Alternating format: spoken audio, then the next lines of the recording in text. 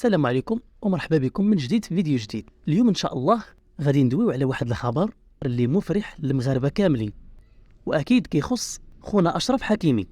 ودابا فتنا قضيه الطلاق وانتقلنا لقضيه جديده، والقضيه فيها زواج خونا اشرف من مغربيه بنت بلادو، وكل شيء يقول مبروك لخونا اشرف، وواحد لايك وبارطاج الفيديو باش كل شيء يفرح مع خونا اشرف.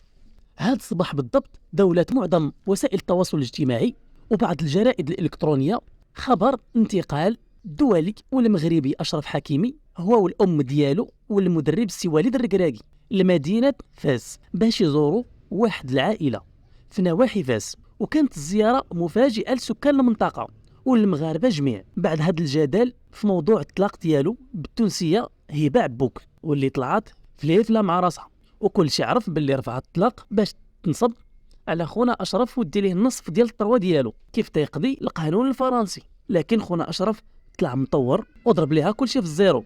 واليوم هذا الصباح تبين ان سبب الزياره ديال اشرف امه والسي وليد الركراكي لهذه المنطقه بالضبط فاس هو طلب الزواج من شابه مغربيه من نواحي فاس، وحددوا كذلك موعد الخطوبه وموعد عقد القران اللي قالوا باللي غادي يكون ان شاء الله من وراء هذا الشهر المبارك. ونقولوا كلنا لخونا اشرف مبروك ومبروك جوج المرات، مبروك حيت تفك وتهنى من التونسيه وبقاو ليه فلوسه في جيبو، ومبروك لزواجه من بنت بلادو.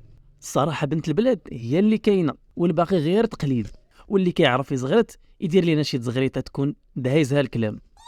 وما تنساوش تشتركوا في القناه وديروا لايك وبارطاجيو الفرحه مع جميع المغاربه، ونشاركوا الفرحه مع خونا اشرف والفاسيه بنت البلاد. وما كرهتش نكتبوا مبروك لخونا اشرف، ونتلاقاو في فيديو جديد. مع السلامه. سيدنا محمد الله معاك.